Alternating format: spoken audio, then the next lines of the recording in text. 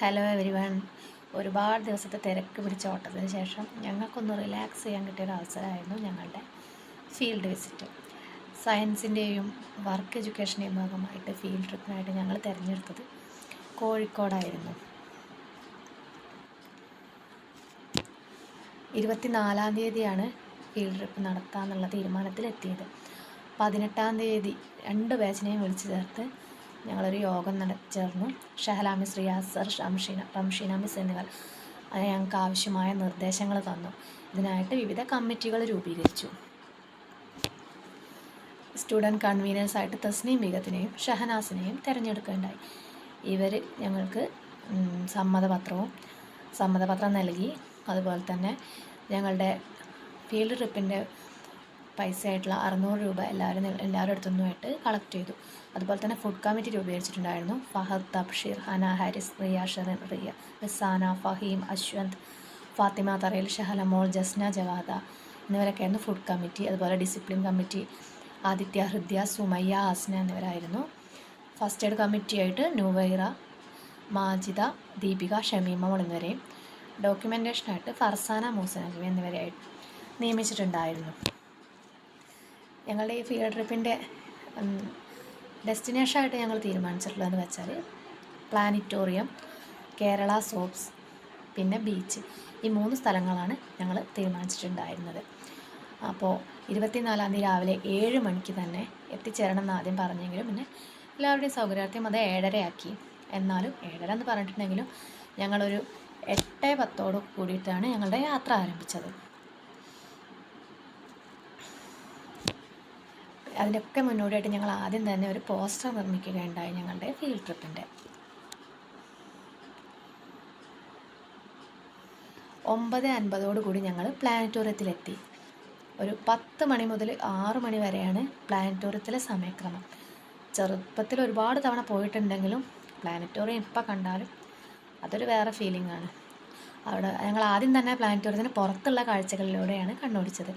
അവിടെ കുട്ടികൾക്ക് സമയം ചെലവഴിക്കുന്നതിനായിട്ട് ഒരുപാട് കളിസ്ഥലങ്ങൾ അവിടെ ഉണ്ട്. കുട്ടികളെ പഠനത്തിലൂടെ കളിപ്പിക്കുക എന്നതായിരുന്നു ഓരോന്നിൻ്റെയും ലക്ഷ്യം.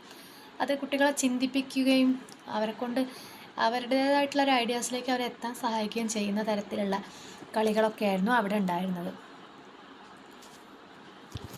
പിന്നെ ഞങ്ങൾ പുറത്തുള്ള കാഴ്ചകളൊക്കെ ചുറ്റി കണ്ടിട്ട് ഞങ്ങൾ അകത്തോട്ട് കയറി. അവിടെ ഒരുപാട് വിസ്മയം ഉള്ള കാഴ്ചകളാണ് ഞങ്ങളെ കാത്തിരുന്നിട്ടുണ്ടായിരുന്നത്.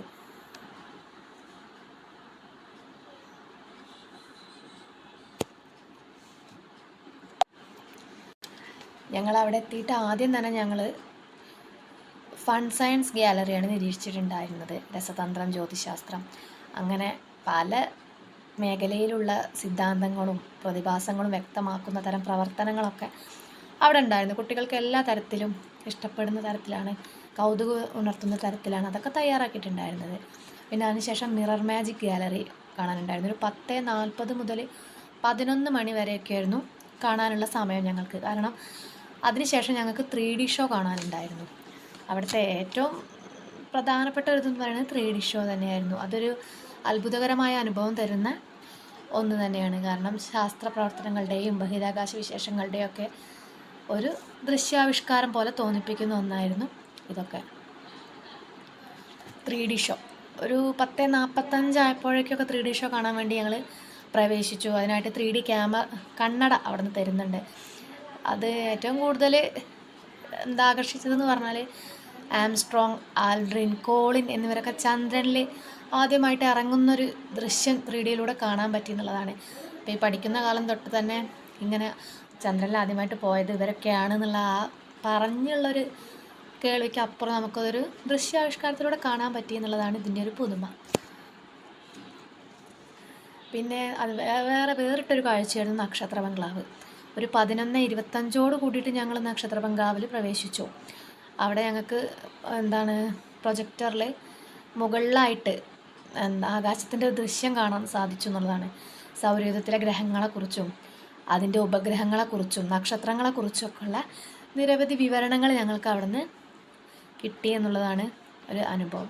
അത് ഇവിടുത്തെ പ്ലാനറ്റോറിയത്തിൽ എടുത്തു പറയേണ്ട ഒരു പ്രത്യേകതയും അല്ലെങ്കിൽ ഒരു സ്പെഷ്യാലിറ്റി എന്ന് പറയുന്നത് ഈ നക്ഷത്ര ബംഗ്ലാവ് തന്നെയാണെന്ന് പറയാം. അവിടെ ഒരു 15 മിനിറ്റ് സമയം, അതായത് ഒരു 11:40 കൂടിയിട്ടൊക്കെ അത് കഴിഞ്ഞ് ഞങ്ങൾ പുറത്തേക്ക് പ്രവേശിച്ചു. പിന്നെ ഞങ്ങളൊരു 12:00 കൂടിയിട്ട് ഭക്ഷണമൊക്കെ കഴിച്ച് അതൊക്കെ കഴിഞ്ഞിട്ടാണ് ഞങ്ങൾ അവിടെ നിന്ന് ഞങ്ങളുടെ അടുത്ത ഡെസ്റ്റിനേഷനിലോട്ട് യാത്ര തിരിക്കുന്നത്. അത് കേരള സോപ്സിൻ്റെ യൂണിറ്റിലോട്ട് വേണ്ടിയിട്ടായിരുന്നു. ഒരു 2:35 ഞങ്ങൾ കേരള സോപ്പ് ഫാക്ടറിയിലെത്തി. ഞങ്ങൾ ചെന്ന സമയത്ത് അവിടെ വേറെ കുറച്ച് പലരും ഇങ്ങനെ കാണാൻ വരുന്നുണ്ട്. അപ്പോൾ വേറെ കുറച്ച് കുട്ടികൾ ഉള്ളിലുള്ളതുകൊണ്ട് തന്നെ കുറച്ച് കഴിഞ്ഞിട്ടാണ് ഞങ്ങൾക്ക് അകത്തോട്ട് പ്രവേശനം കിട്ടിയത്. പക്ഷേ ആ നേരം കൊണ്ട് തന്നെ അവിടുത്തെ ഒരു ഉദ്യോഗസ്ഥൻ ഞങ്ങൾക്ക് ആ കേരള സോപ്സിനെ കുറിച്ച് വിശദമായിട്ട് പറഞ്ഞു തന്നു. ഓരോ സോപ്പിനെ കുറിച്ചും അതിലടങ്ങിയിരിക്കുന്ന കാര്യങ്ങളെക്കുറിച്ചും അതിൻ്റെയൊക്കെ ഗുണമേന്മകൾ എത്രത്തോളമുണ്ട്, അതിൻ്റെയൊക്കെ പ്രവർത്തനങ്ങൾ, അതൊക്കെ ഞങ്ങൾക്ക് വിശദമായിട്ട് അദ്ദേഹം പറഞ്ഞു തന്നു. അതിനൊക്കെ ശേഷമാണ് ഇതിൻ്റെ പ്രവർത്തനങ്ങളൊക്കെ കാണാൻ വേണ്ടിയിട്ട്, അല്ലെങ്കിൽ പ്രക്രിയ, അത് ഉണ്ടാക്കിയെടുക്കുന്ന പ്രക്രിയ കാണാൻ വേണ്ടിയിട്ട് ഞങ്ങൾ അകത്തോട്ട് കടന്നത്. അങ്ങനെ അകത്തോട്ട് കടന്നപ്പോൾ ഞങ്ങൾക്ക് അതിൻ്റെ വിവിധ കാര്യങ്ങൾ കാണാൻ പറ്റി. കാരണം അവർ അതിൽ ഉപയോഗിക്കുന്ന അസംസ്കൃത വസ്തുക്കൾ, അത് ഉണ്ടാക്കിയെടുക്കുന്ന പ്രക്രിയ, അവിടെ ജോലി ചെയ്യുന്ന ആൾക്കാർ, അത് എങ്ങനെയൊക്കെയാണ് അത് ചെയ്യുന്നത്, തുടങ്ങിയ കാര്യങ്ങളൊക്കെ ഞങ്ങൾക്ക് വ്യക്തമായിട്ട് കാണാൻ സാധിച്ചു എന്നുള്ളതാണ് അതിൻ്റെ ഒരു പ്രത്യേകത. എല്ലാം ഞങ്ങൾ വിശദമായിട്ട് കണ്ടും കേട്ടും മനസ്സിലാക്കി ഞങ്ങൾ അവിടുന്ന് പുറത്തോട്ട് ഇറങ്ങി. അപ്പോൾ ഇങ്ങനെ ഈ ഇവിടെ ഉൽപ്പാദിപ്പിക്കുന്ന സോപ്പുകൾ അത്രയും ഗുണമേന്മ ഉള്ളതാണെന്നാണ് പറയുന്നത്. കാരണം മൃഗക്കൊഴുപ്പൊന്നും കൂടാതെ അത്രയും നന്നായിട്ട് ഉണ്ടാക്കുന്നതാണ്. അപ്പോൾ ഞങ്ങൾക്കതിൻ്റെ പുറത്തുള്ള ഔട്ട്ലെറ്റിൽ നിന്ന് ഞങ്ങൾക്കത് വാങ്ങാനുള്ളൊരു സൗകര്യം കൂടി ഉണ്ടായിരുന്നു. അപ്പോൾ അതുകൊണ്ട് തന്നെ ഞാനും വാങ്ങി. ഞങ്ങളുടെ കൂട്ടത്തിലുള്ള കുറച്ച് പേരൊക്കെ അവിടുത്തെ ഉൽപ്പന്നങ്ങൾ വാങ്ങുകയുണ്ടായി. അതിന് ശേഷം ദീപികയും സഫ്വാനും ഒരു ഓവറോളായിട്ടുള്ളൊരു അതിനെക്കുറിച്ചുള്ളൊരു അവരുടെ ഒരു ഫീഡ്ബാക്ക് അദ്ദേഹത്തെ അറിയിച്ചു. കാരണം ഇത് എന്തായാലും അംഗീകരിക്കപ്പെടേണ്ട ഒന്ന് തന്നെയാണെന്ന് ഞങ്ങൾക്ക് എല്ലാവർക്കും മനസ്സിലായൊരു കാര്യമാണ്. അത് ഞങ്ങളുടെ ഫീഡ്ബാക്കിലൂടെ ഞങ്ങൾ അറിയിച്ചു. അതിന് ശേഷം ഞങ്ങൾ അവിടുന്ന് വേഗം ഇറങ്ങുകയാണ് ഉണ്ടായത്. കാരണം ഞങ്ങളുടെ അടുത്ത ഡെസ്റ്റിനേഷൻ എന്ന് പറയുന്നത് എല്ലാവരും ഒരുപാട് കാത്തിരിക്കുന്ന ബീച്ചിലേക്കാണ്. എല്ലാവരും ബസ്സിൽ കയറിയപ്പോൾ തൊട്ട് വെയിറ്റ് ചെയ്യുന്നൊരു സ്ഥലമാണ്. അപ്പോൾ ഞങ്ങളങ്ങനെ വറക്കൽ ബീച്ചിലാണ് എത്തിയത്. ഞങ്ങളുടെ പഠനയാത്രയുടെ അവസാനത്തെ ലക്ഷ്യമാണിത്. അപ്പോൾ ഒരു 4:30 ഞങ്ങൾ കാലിക്കറ്റ് ബീച്ചിലെത്തി. അധ്യാപക വിദ്യാർത്ഥികൾ എല്ലാവരും കൂടി ആവേശത്തോടെ ബീച്ചിലേക്ക് ഇറങ്ങുകയാണ്. അപ്പം തന്നെ ഞങ്ങൾക്ക് പറഞ്ഞു ആരും നനഞ്ഞു കുളിച്ച് വരണ്ടെന്ന് അപ്പം തന്നെ ഞങ്ങളോട് പറഞ്ഞിട്ടുണ്ടായിരുന്നു. കാരണം ബീച്ച് കണ്ട എല്ലാവരുടെയും അവസ്ഥ എന്താണെന്ന് എല്ലാവർക്കും നന്നായിട്ട് അറിയാം. ബീച്ചിലേക്ക് എത്തിയപ്പോൾ പിന്നെ പൊതുവെ എല്ലാവർക്കും അറിയാമല്ലോ, നമ്മുടെയൊക്കെ ആകർഷിക്കാൻ പറ്റുന്ന എന്തൊക്കെ കാര്യങ്ങൾ അവിടെ ഉണ്ട് എന്നുള്ളത് എല്ലാവർക്കും അറിയുന്ന കാര്യമാണ്.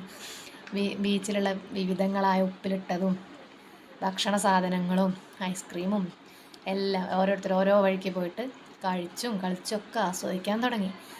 അതുപോലെ തന്നെ ഒട്ടക സവാരി ഉണ്ടായിരുന്നു ബീച്ചിൽ. ഞങ്ങൾക്ക് എന്തായാലും ഒരു 6 മണിയോട് കൂടിയിട്ട് എല്ലാവരും തിരിച്ച് കയറണം എന്നുള്ള ഇൻസ്ട്രക്ഷൻ ഉണ്ടായിരുന്നു. പക്ഷേ ബീച്ച് കണ്ട എല്ലാവരുടെയും അവസ്ഥ അറിയാമല്ലോ. 6 മണി എന്നുള്ളത് 6 മണിയൊക്കെ കഴിഞ്ഞ് 6:45 കഴിഞ്ഞിട്ടാണ് ഞങ്ങൾ കയറിയിട്ടുണ്ടായിരുന്നത്. ബീച്ചിൽ നിന്നും ഞങ്ങൾ തിരിച്ചിട്ടുണ്ടായിരുന്നത്. അങ്ങനെ തിരിച്ച് ബസ്സിൽ കയറി ഒരു കലാശക്കൊട്ടെന്നോണം ഞങ്ങളെല്ലാവരും പാട്ടും കൂത്തുമൊക്കെ ആയിട്ട് നല്ല ആഹ്ലാദത്തിലായിരുന്നു. കാരണം നമ്മളിപ്പോൾ എത്രയൊക്കെ യാത്രകൾ പോയെന്ന് പറഞ്ഞാലും ഇങ്ങനെ ഈ സമയത്ത് നമ്മൾ പഠന സമയത്ത് നമ്മളെ ഫ്രണ്ട്സിൻ്റെ കൂടെ പോകാമെന്ന് പറഞ്ഞാൽ അത് എന്നൊരു ഓർമ്മിക്കപ്പെടാനുള്ളൊരു യാത്ര തന്നെയാണ്. പ്രത്യേകിച്ച് ഞങ്ങളൊക്കെ ഒരുപാട് സ്ട്രെസ്സിൽ നിൽക്കുന്ന സമയം, എക്സാമിൻ്റെയും കാര്യങ്ങളുടെയൊക്കെ കഴിഞ്ഞിട്ട് ആ തിരക്കിൽ നിന്ന് ഞങ്ങൾ പോയ യാത്ര ആയതുകൊണ്ട് തന്നെ ഇത് ഒരുപാട് ഞങ്ങൾ എൻജോയ് ചെയ്തു. ലൈഫ് ടൈം ഓർക്കാൻ പറ്റുന്നൊരു മെമ്മറി തന്നെയായിരുന്നു ഞങ്ങളെ സംബന്ധിച്ചോളം ഇത്. അതുകൊണ്ട് തന്നെ നല്ലൊരു യാത്രയായിരുന്നു. മാത്രമല്ല വെറുമൊരു യാത്രയല്ല, ഞങ്ങൾക്ക് ഒരുപാട് കാര്യങ്ങൾ മനസ്സിലാക്കാൻ പറ്റി.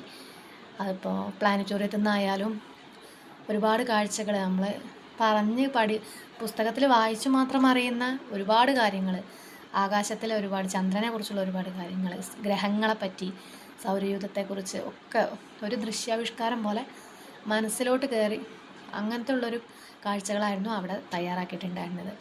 അതിനിപ്പോൾ കേരള സോപ്സിൻ്റെ ആയാലും, കാരണം നമ്മൾ അറിയുന്നില്ല ഈ നമ്മൾ സോപ്പ് ഓരോ ഇത് നോക്കി പരസ്യം നോക്കി വാങ്ങുന്നു എന്നല്ലാതെ ഇതിൻ്റെ പിന്നിലുള്ള കാര്യങ്ങളെക്കുറിച്ചൊന്നും ഗുണമേന്മയെക്കുറിച്ചൊന്നും നമ്മൾക്കാർക്കും അറിവില്ല. അപ്പോൾ ആ കാര്യങ്ങളൊക്കെ അറിയാൻ പറ്റി. അങ്ങനെ ഒരുപാട് അറിവുകൾ നേടി, ഒരുപാട് അറിവുകൾ നമുക്ക് നേടാൻ കഴിഞ്ഞു. അതുപോലെ പല സ്ട്രെസ്സുകളും നമുക്കൊന്ന് റിലീഫ് ആവാൻ കഴിഞ്ഞു. അപ്പോൾ അതൊക്കെ കൂടി ഒരു നല്ല യാത്രയായിരുന്നു. Thank you.